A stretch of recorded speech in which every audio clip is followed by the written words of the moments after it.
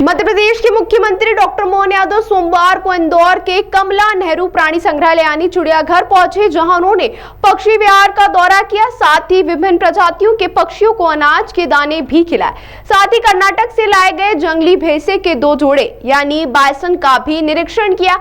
दरअसल मुख्यमंत्री डॉक्टर मोहन यादव रविवार को देर शाम इंदौर पहुंचे थे और इसी इंदौर के शासकीय रेस्ट हाउस रेसिडेंसी कोठी में रात्रि विश्राम करने के बाद इंदौर के चिड़ियाघर पहुंचे, जहां उन्होंने इंदौर महापौर पुष्यमित्र भार्गव, विधायक महेंद्र हाड़िया, गोलू शुक्ला सहित अन्य कई भाजपा नेताओं के साथ चिड़ियाघर परिसर का दौरा किया। इस दौरान उन्होंने पक्षी विहार में जाकर विभिन्न प्रकार की चिड़िया और तोता भी देखे।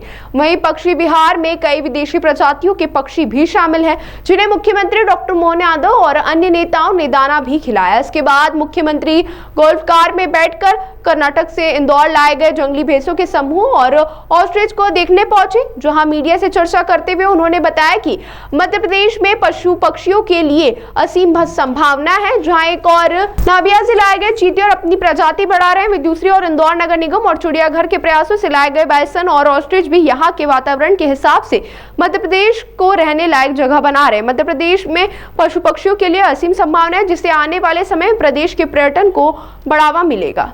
मध्य प्रदेश में वन्य जीव संपदा ये परमात्मा की दया से बहुत समृद्ध है। ऐसे में सभी प्रकार के हमारे वन्य जीवों के बारे में प्रदेश के अंदर फॉरेस्ट के माध्यम से हमने प्रयास किया कि वो सारे जीव और वो प्राणी दिखाई दे, जिसके कारण से हमारी भारतीय ये परंपरा और समृद्ध हो। कई सारी ऐसी प्रजातियां भी हैं जो काल के प्रवाह में पहले यहाँ थी, आज ख़त्म हो गई। ऐसे में हमने पिछले समय यहाँ कोबरा देने का प्रयास किया था। कोबरा हमारे यहाँ 60-70 साल पहले तक मध्य प्रदेश में होता था। उसके बाद में वो छत्तीसगढ़ जब अलग हुआ और फिर छत्तीसगढ़ के उस कुछ हिस्सों में बचा है। ऐसे में हमने कोबरा वापस मध्य प्रदेश में आए तो यहाँ जू में दिया था और उसकी पैर बनाया है। हमारे लिए पिछले समय यहाँ वातावरण की दृष्टि से जेबरा ने अपना परिवार बढ़ाना प्रारंभ किया है। ये साउथ अफ्रीका का जानवर हमारे यहाँ इस आबोहवा को अपना रहा, ये अच्छी और गौरव की बात है।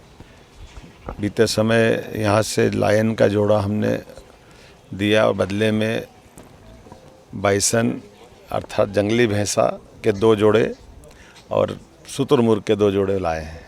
शुतुरमुर्ग ये पक्षी भले ही है लेकिन उड़ने वाला पक्षी नहीं है, लेकिन ये हमारे लिए अपने इस प्रदेश का गौरव बढ़ाने के लिए ऐसे लगातार प्रयास कर रहे हैं, जिनके माध्यम से हमारे वन्य संपदा से वापस हम अपने उस दौर में आए और लोगों की जानने समझने की, जिनको ज्ञान अर्जन करना, उन नज़दीक से देखने की, परस्पर आत्मीयता को डेवलप करने के लिए प्रयास कर रहे हैं। मैं इंदौर जू के आज इस यात्रा में अपने नए मेहमान जू के अंदर बाइसन के जो जोड़ों के नाम भी बड़े जोरदार हैं, रुद्र, कल्की, तापी, तुलसी, ये चारों हमारे परिवार का हिस्सा बने हैं। और जैसा कि हमको मालूम है कि कान्हा में हमारे यहाँ बाइसन बहुत अच्छे से अपना जीवन गुजर बसर कर रहे हैं। आने वाले समय में धीरे धीरे करके बाकी अभयारण्य में भी हम पहुँचाएँगे। चीता तो एशिया में पहली बार हमारे मध्य प्रदेश में सफलतापूर्वक परिवार भी बढ़ा रहा है और श्योपुर के बाद अब गांधी सागर में भी हमने उनको छोड़ा है। मैं मान के चलता हूं कि ये क्रम जारी रहना चाहिए। यशस्वी प्रधानमंत्री सभी क्षेत्रों में बराबरी से ध्यान दे रहे हैं। ऐसे में ये इकोसिस्टम फिर डेवलप हो, हमारा भी प्रयास रहेगा। एक बार फिर मैं अपने इस जू के माध्यम से प्रदेशवासियों को, देशवासियों को ये कहना चाहूँगा कि मध्य प्रदेश समान रूप से सभी क्षेत्रों में बढ़ रहा है। ऐसे वन्य संपदा के माध्यम से भी एक नई छलांग लगाने के लिए हम लोग आगे बढ़ रहे हैं। आइए अपने नज़दीक से परमात्मा की इन कृतियों को भी देखें और सह अस्तित्व की भावनाओं को भी प्रोत्साहन दें। मेरी अपनी ओर से बधाई।